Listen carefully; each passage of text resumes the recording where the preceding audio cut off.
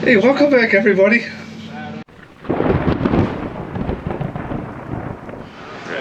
guys got a lot to look forward to. Oh yeah. Like this text I'm getting from my granddaughter. This is gonna be the rough part. There you go. Hey, there we go. Let's see. I don't see nothing scorched inside the case. High-powered diodes. Some corrosion on the shipping wires. Yeah, there's some leak-through corrosion there too.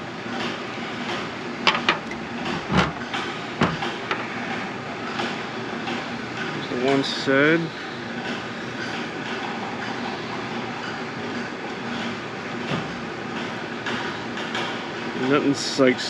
Nothing's really jumping out.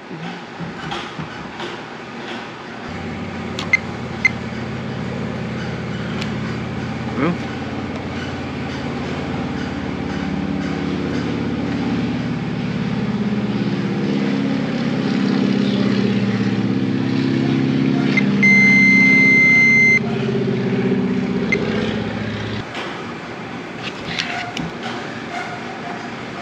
how's the fan get? Alright, so the fan taps off of. Is it One of the filtered lines. Yep. So that's an AC powered fan. 200 volt, 400 hertz. It's a 3-phase fan. That's the smallest 3-phase fan I've ever seen. Singer, like the sewing machine company. Look at this. Yeah, probably. Ha! How about that? They make really tiny motors. Yeah. Those are not easily removed. No. To check PSR. Yeah. So that's on the AC side. It looks like. Damn you! I don't want to take you apart. No, this is probably the point where we send it off, because there's nothing obvious other than it's definitely old. Well, I'm wondering if all our problems aren't linked to one phase, causing the issue. No, even if you lost a phase, you'd still get some DC out of it. Some, not all, but some. Yeah, but we're causing a short somewhere. No, otherwise we'd be tripping breakers. No. There's a specific call out for that if this doesn't power its bus, this is supposed to take over for the ground power TR. So, and if it doesn't, that gets overloaded and will either blow the fuse or burn itself up, which it has. It's another big clue for this being bad. Anything US likely would have these in it, or at least the Air Force ones. More than likely the Navy ones also would have the same TRs. Can you check ESR? Do you have an ESR meter to actually check you guys? Oh, what? An ESR meter for capacitance. Will that actually check your capacitance? Yeah, if they come off, yeah. Those would have to get unsoldered to do it, because we can only test those out of circuit. I know. That's what I'm contemplating right now. I don't know if I have my soldering iron. However, I'll give it the old college try. Let's see there. Nanofarad. That's microfarad. I don't think that's. I'm probably reading all the other stuff in the circuits too. Yeah, those would have to come off to test individually. You want to pop them? Not particularly. I have a feeling a lot of these diodes, or at least some of them, may have just. Not all of them may be conducting. Because the way this is shaped up, that's a full wave bridge rectifier.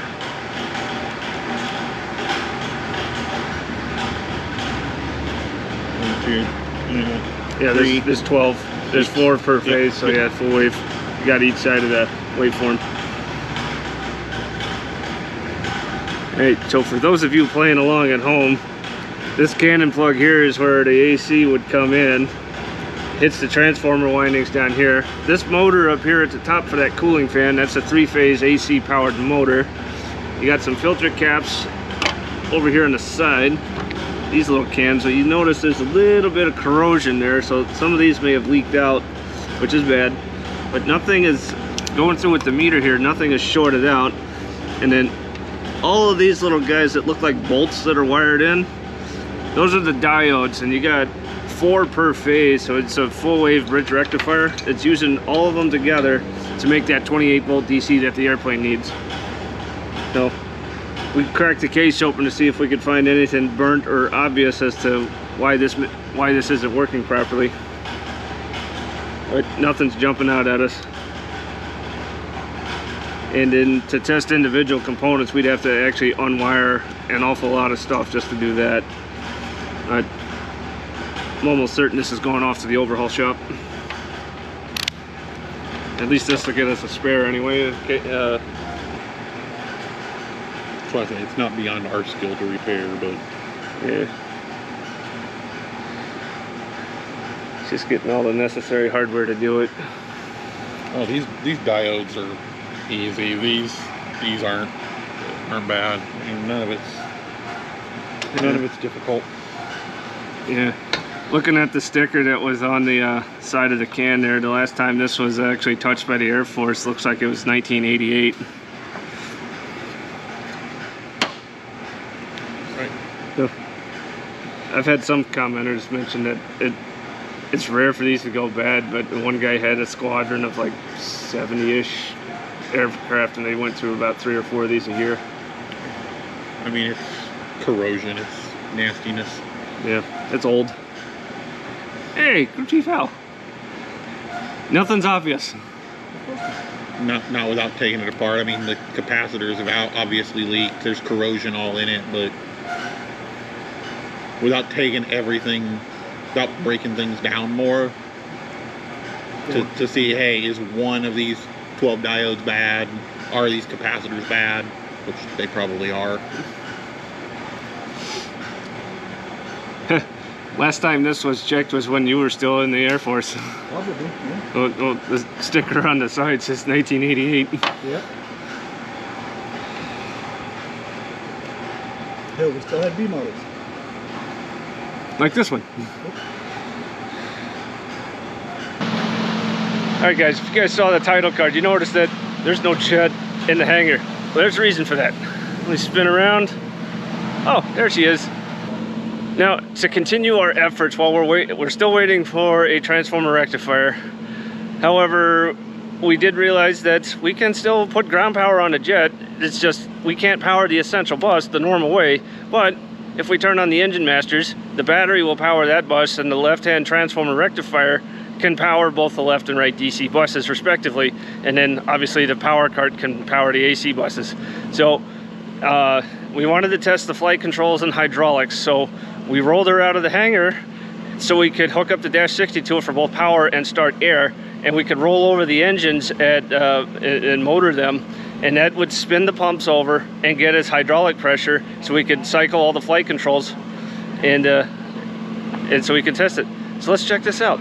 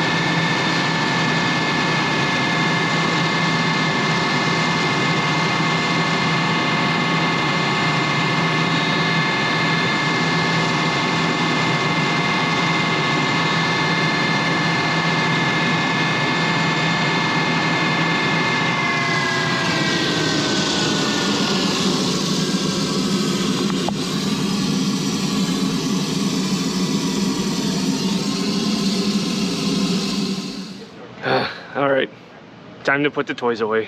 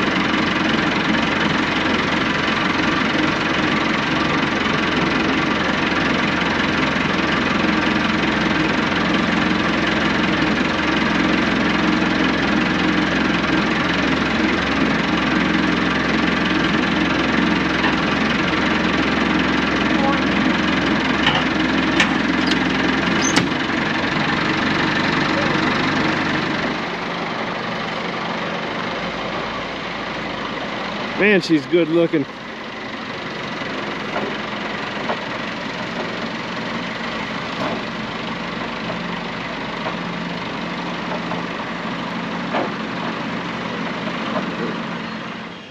that was a pretty productive day. It was awesome to be able to roll the Phantom out and throw the start card on it. What we wanted to do was motor over the engines and use that to power the onboard hydraulic pumps instead of using the hydraulic mule, because kind of getting the idea that let's not use that and not introduce a pile of air into the system, because imagine we're going to have to do this a few times to purge the utility system, but we'll get to that. But it was pretty cool. Everything ran exactly as intended, both left and right PC1 and 2 pumps. It was awesome to be able to move the stick and pedals around for getting that done. That was really cool. Didn't find too much going on inside that transformer rectifier. I don't have a schematic available for that, so just had to rely on my experience with the electronics to kind of poke my way around in there. We didn't find anything obviously blown or shorted or burnt or charred, so it's our guess as to why it's not working. So we'll get around to that. We'll probably send that off to a shop that specializes in these sort of things and have them go through it and make it work again and certify it for use. So, and I know this will be a day late on this one, but happy National Aviation Day, everybody. August 19th every year. So with that, thank you guys for watching. We'll see you next weekend.